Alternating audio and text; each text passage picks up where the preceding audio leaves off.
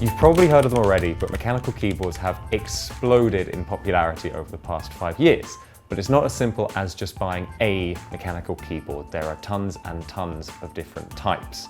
I'm Jon Porter from Tech Radar, and here's everything you need to know if you're thinking about buying a mechanical keyboard. When it comes to keyboards, there are two main types. You have mechanical keyboards, and then you have the more standard rubber dome or membrane keyboards. Now, the way they differ is in how the switches actually work. A rubber dome or membrane keyboard has a kind of a rubber layer underneath each of the key switches, and then pressing on the key kind of depresses this rubber and activates the switch.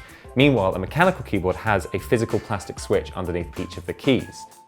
Now, in my opinion, there are two main advantages to mechanical keyboards.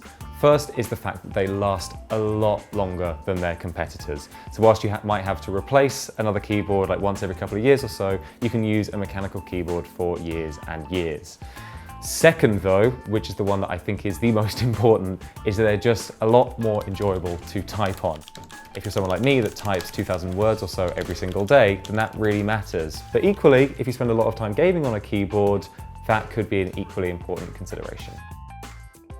Now, when it comes to mechanical keyboards, there are several different kinds. Now, the most popular kind of keyboard that people talk about when they're talking about mechanical keyboards is ones that include switches manufactured by Cherry, and these are called Cherry MX switches.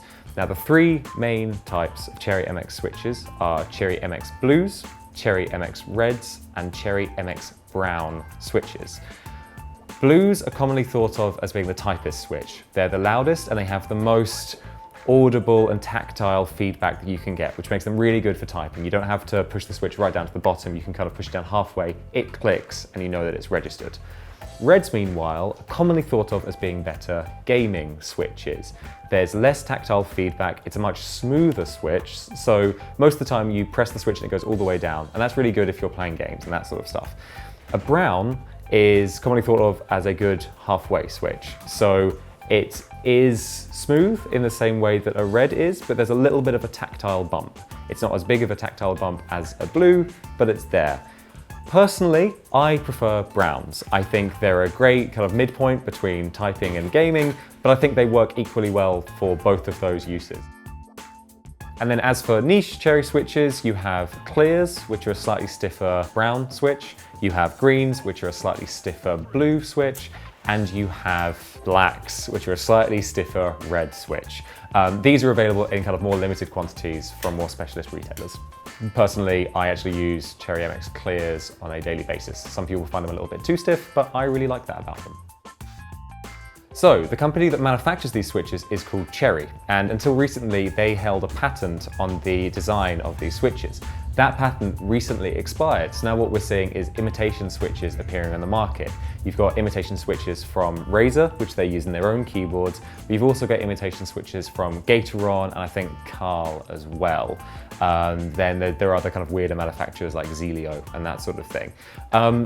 Opinions on these switches are divided. Some people say that they're a slightly lower quality than Cherry switches, whilst other people really like the variation that they offer. So the other major kind of mechanical keyboard switch are called top-ray switches. Now, top-ray only manufactures one kind of switch, and it's something of a weird halfway midpoint between mechanical switches and rubber dome switches. They're quite nice if you've kind of grown up using rubber dome key switches, because it kind of has like a similar feel to those ones. But again, people are divided on them. They're a little bit more expensive than Cherry switches. Some people would see them as a kind of premium switch. Other people think that it's just a rubber dome that lasts slightly longer. But of course, it doesn't just stop at spending a horrific amount of money on a mechanical keyboard. If you want to get really nerdy about it, you can fine-tune your experience in all sorts of weird and wonderful ways. People replace switches, people replace the springs inside the switches, but the most common modification people make is they replace the keycaps, which sit on top of the switches. This can be done for a number of reasons. Mostly it's just because you can get keycaps in different colors and that's kind of cool, but also you can get keycaps made out of more durable plastic and with more durable lettering on the top, so the lettering is less likely to wear away with use. The main plastic types are ABS and PBT. ABS is the standard plastic that's used on most boards, and PBT is the more premium one. It feels slightly grainier, but it's slightly more hard wearing and it's likely to last longer. So if you're interested, these are my personal keyboards. We have an IBM Model M buckling spring keyboard, which was manufactured in 1985 and is still going strong today.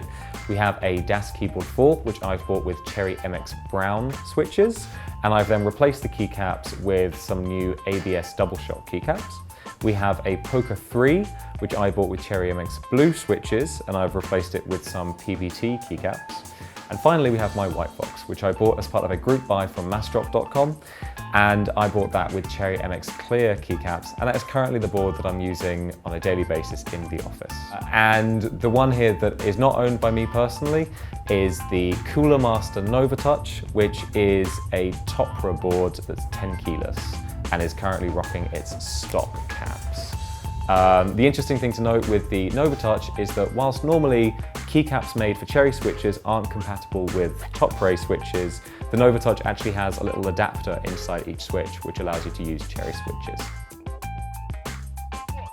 So there we have a very short introduction to the world of mechanical keyboards, but if you're after a more in-depth look, then we'll shortly be making available a video on that very topic right here. But if you have any more questions about mechanical keyboards, then please let us know in the comments below, and don't forget to like and subscribe.